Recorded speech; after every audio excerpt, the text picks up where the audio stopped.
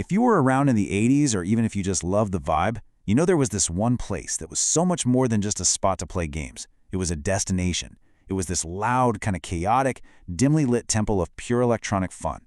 So today, we're going to take a quarter-fueled trip back in time and explore the absolute magic of the 80s arcade. Find a straight quarter and let's do this. You know, this quote it absolutely nails the feeling. See, it wasn't just about the games. It was the whole atmosphere. It was a total sensory overload, but in the best way possible. It was like getting a peek into the future. A future imagined with tons of neon, synthesized sounds, and, endless possibilities, all for just 25 cents a pop. So how does an obsession like this even begin? Well, for the person telling this story, it didn't start with a spaceship or a laser. Oh no, it started with something way, way stranger. It all kicked off when this one totally bizarre new game showed up at his family's pizzeria, and it just completely blew up his idea of what a video game could even be. What's so great about this is the sheer culture shock of it all. I mean, the pizzeria already had games, right? Like Asteroids. You're a spaceship, you shoot rocks. It makes sense. Pretty standard stuff. But then one day, Asteroids is just gone. And in its place is this. Joust. A game about knights with lances riding on flying ostriches. It was like a bolt from the blue, a total left turn from all the sci-fi games everyone was used to. And this is where it gets just gloriously weird. Okay, so your mission, you had to knock other knights off their buzzards, you had to frantically flap your ostrich's wings to fly around on these platforms floating over a pit of lava, and if that wasn't insane enough, you had to worry about a troll's hand grabbing you from the lava, a shrieking pterodactyl hunting you if you took too long, and you had to grab the enemy eggs before they hatched into tougher knights. It was pure, beautiful, imaginative chaos. So, Joust was the spark, right? But the real fire started when our narrator found out that this one weird game was just a tiny piece of a much, much bigger universe. A universe that had, practically overnight, opened up right next door to his family's restaurant.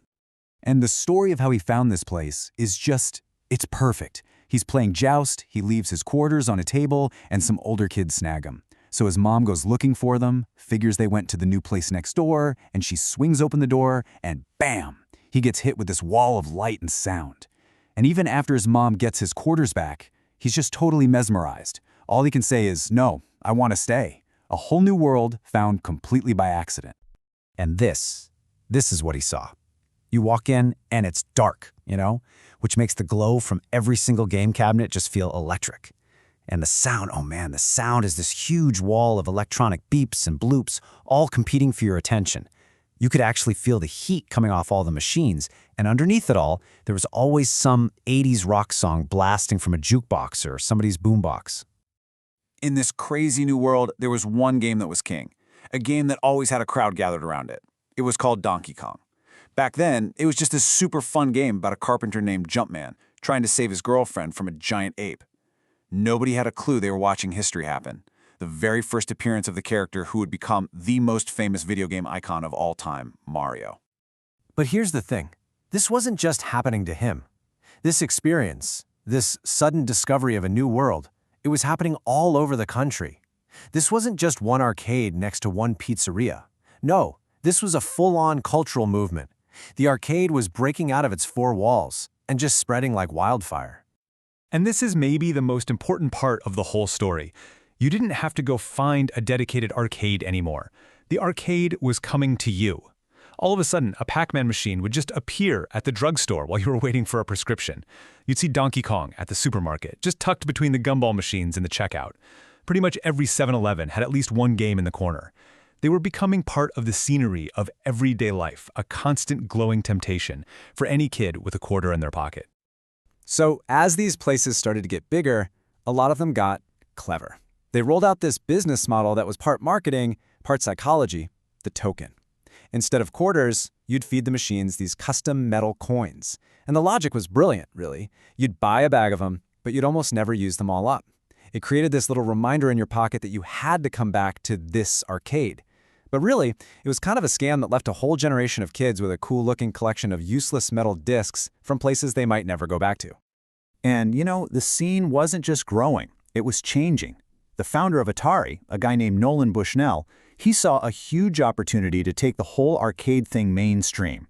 So he created Chuck E. Cheese's. This genius combination of pizza, kind of creepy animatronic animals, and a ton of video games. It was a very deliberate move to clean up the arcade's image, pulling it out of the dark, sometimes sketchy shops, and planting it right in the middle of a brightly lit, parent-approved family restaurant. But okay, for the real hardcore fans, there was a pilgrimage you had to make, a journey to the absolute heart of the arcade world. For our narrator, that place was the Boardwalk in Ocean City, Maryland. This was the big leagues. And that's where he ran into games with some real personality, like Q-Bert. He saw that classic comic strip jumble of symbols, like @ #0! Pop up over Q-Bert's head when he died, and logically he just assumed the character was swearing. His parents didn't believe him, of course, but it just goes to show you how these little collections of pixels were starting to feel like actual characters. I mean, the scale of these Boardwalk arcades was just, you can't even imagine it. Places like Fun City and Sportland had literally hundreds of games. We're talking entire walls lined with nothing but Pac-Man and Ms. Pac-Man machines, side by side. They even had these weird bootleg versions of popular games with different mazes and stuff. It was just an overwhelming, awesome, electric paradise. But then, you'd see this huge crowd huddled around one machine that just looked completely different from everything else. This was Dragon's Lair. And as you can see, it wasn't using pixels or simple vector lines. Nope. This thing was running on a Laserdisc, and it was playing what was basically a hand-drawn cartoon by Don Bluth, a guy who used to be a Disney animator.